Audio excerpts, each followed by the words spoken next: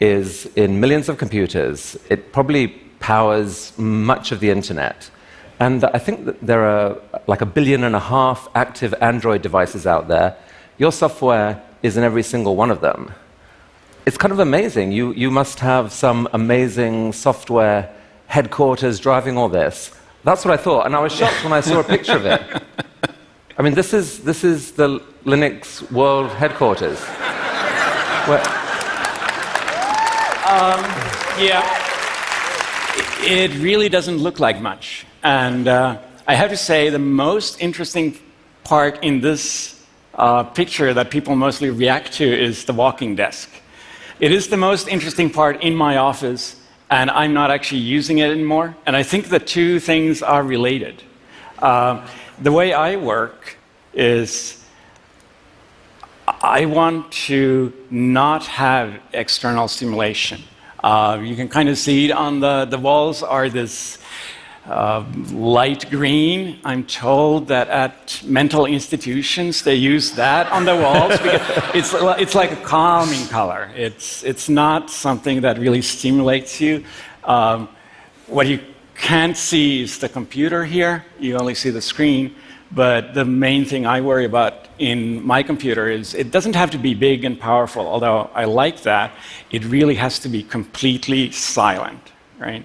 I know people who work for Google, and they have their own small data center at home, and I don't do that.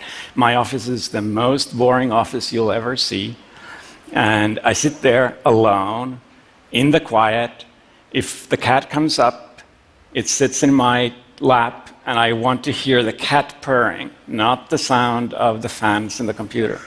So this is astonishing, because working this way, you're able to run this vast technology empire. It is an empire. So that's an amazing testament to the power of open source.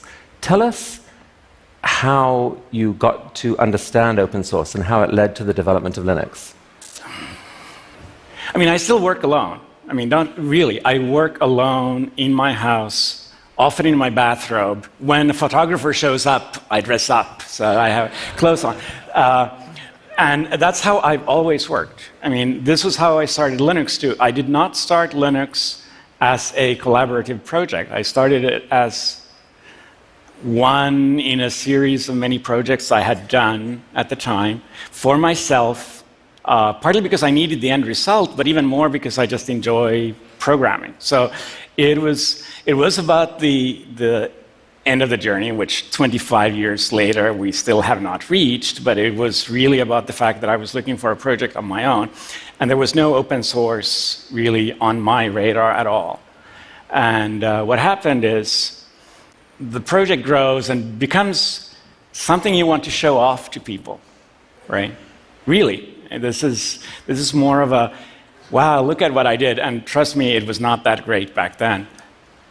I made it publicly available, and it wasn't even open source at that point. At that point, it was source that was open, but there was no intention behind using the kind of open source methodology that we think of today to improve it. It was more like, look, I've been working on this for half a year. I'd love to have comments, right?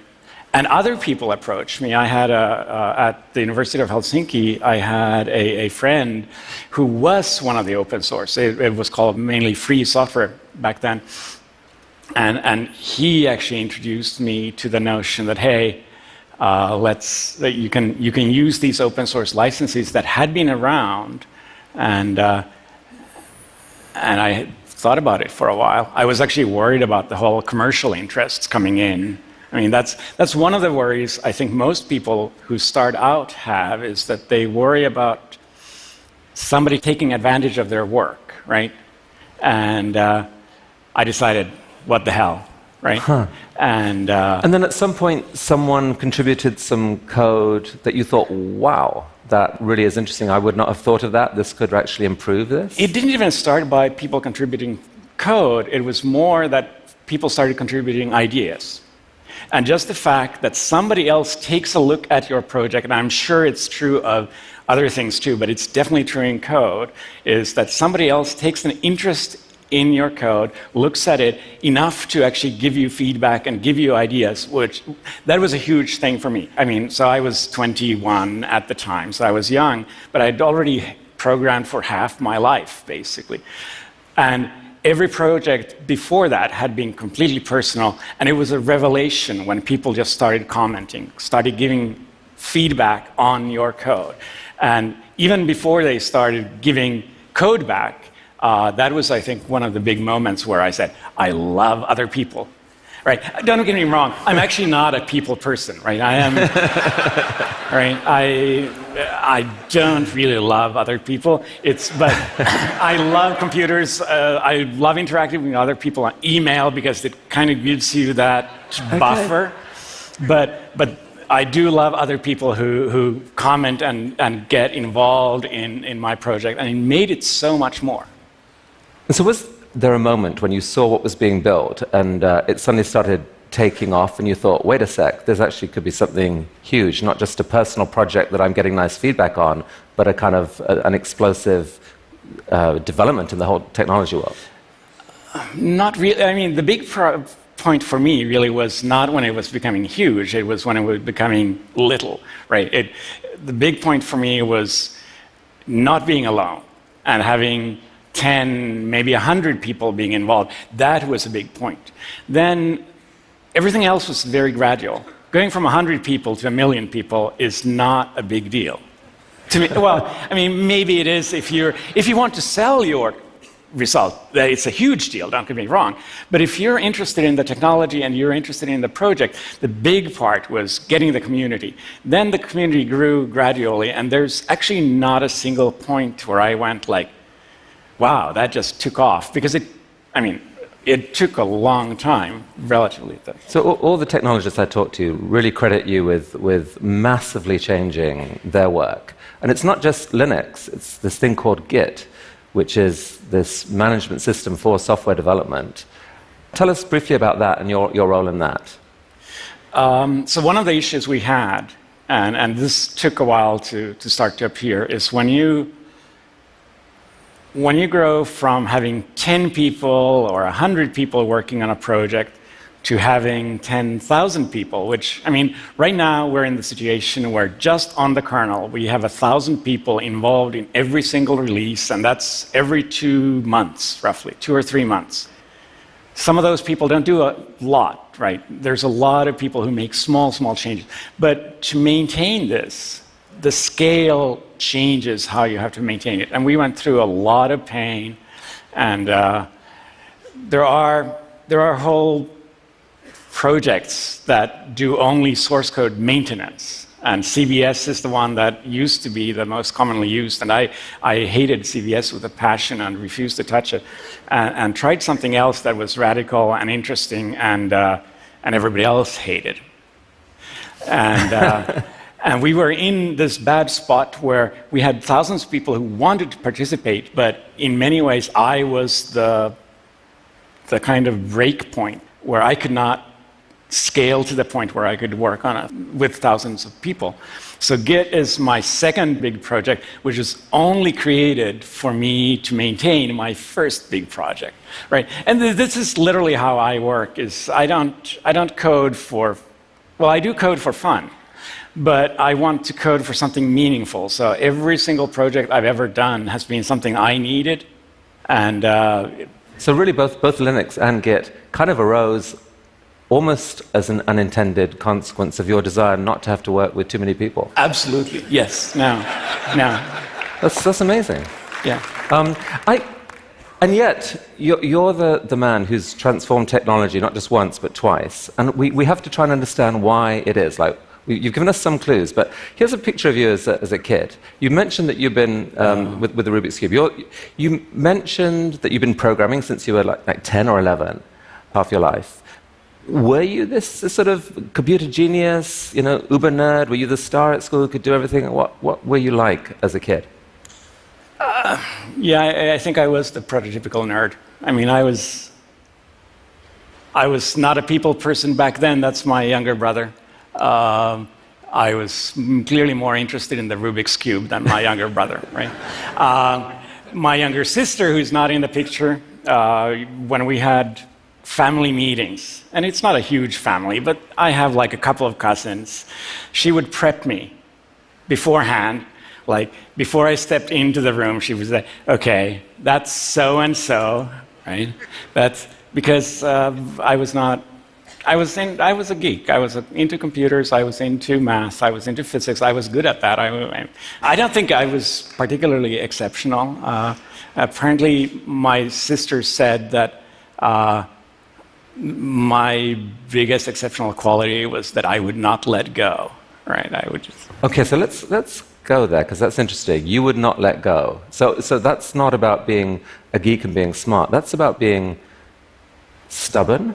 That's about being stubborn. That's about like just starting something and not saying, okay, I'm done, let's do something else. Look shiny. And I noticed that in many other parts in my life too, that I lived in Silicon Valley for 7 years. And I worked for the same company in Silicon Valley for the whole time. That is unheard of, right? That's not how Silicon Valley works. The whole point of Silicon Valley is that people jump between jobs to kind of mix up the pot. And it's not the kind of person I am. But during the actual development of Linux itself, that stubbornness sometimes brought you in conflict with other people. I mean, talk about that a bit. Like, was that essential to sort of maintain the quality of what was being built? How would you describe what happened? I don't know if it's essential. Going back to I'm not a people person. Sometimes I'm also, shall we say, myopic when it comes to other people's feelings. And that sometimes makes you say things that hurt other people. And I'm not proud of that, right? But at the same time, I get people who tell me that I should be nice. And then when I try to explain to them that maybe you're nice, maybe you should be more aggressive, they see that as me being not nice. And what I'm trying to say is we are different. I'm not a people person. It's not something I'm particularly proud of, but it's part of me. And one of the things I really like about open source is it really allows different people to work together. We don't have to like each other, and sometimes we really don't like each other, really. I mean, there are very, very heated arguments. But you can find things that you don't even agree to disagree. It's just that you're interested in really different things. And coming back to the point where I said earlier that I was afraid of commercial people taking advantage of your work, it turned out, and very quickly turned out, that those commercial people were lovely, lovely people, and they did all the things that I was not at all interested in doing, and they had completely different goals, and they used open source in ways that I just did not want to go, but because it was open source, they could do it. And it actually works really beautifully together. And I actually think it works the same way. You need to have the people, the communicators, the warm and friendly people who really want to hug you and get you into the community. But that's not everybody, and that's not me, right? I care about the technology. There are people who care about the UI. I can't do UI to save my life. I mean, if I was stranded on an island, and the only way to get off that island was to make a pretty UI, I'd die there, right? so there's different kinds of people, and Okay. I'm not making excuses. I'm trying to explain. Now, when we talked last week, though, you talked about some other trait that you had, which I found really interesting. Right. It's this idea called taste, and I've just got a couple of images here. Now, apparently, I think this is an example of not particularly good taste in code.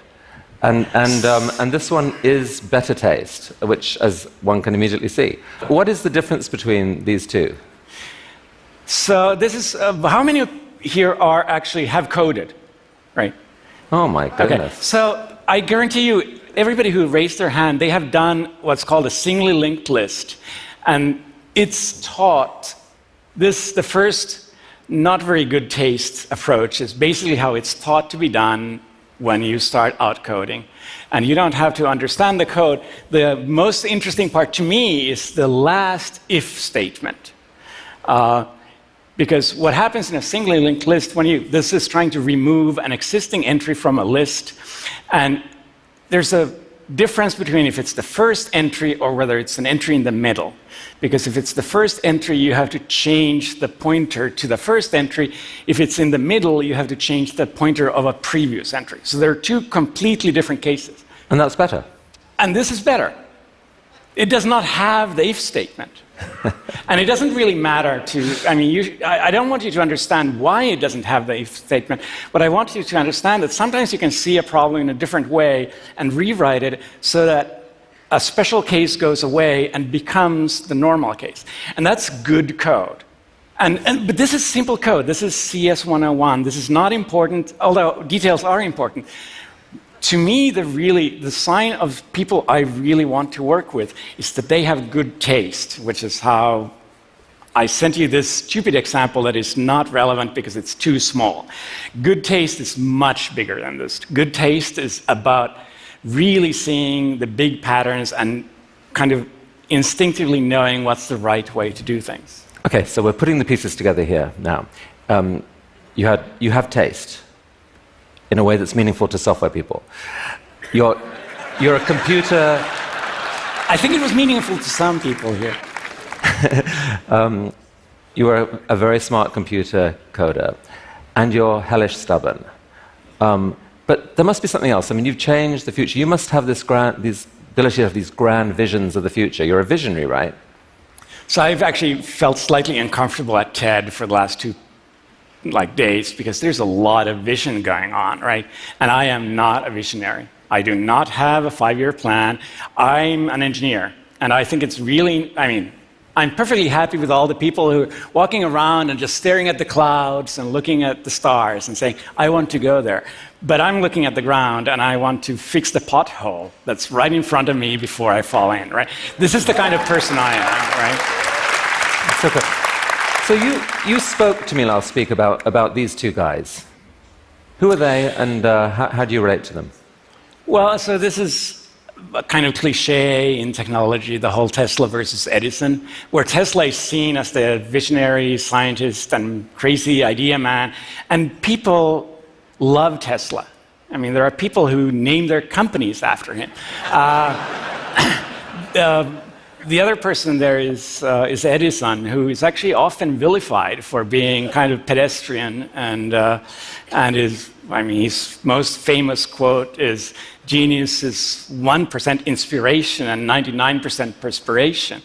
And I'm in the Edison camp, even if people don't always like him, because if you actually compare the two, Tesla has kind of this mind grab these days, but who actually changed the world?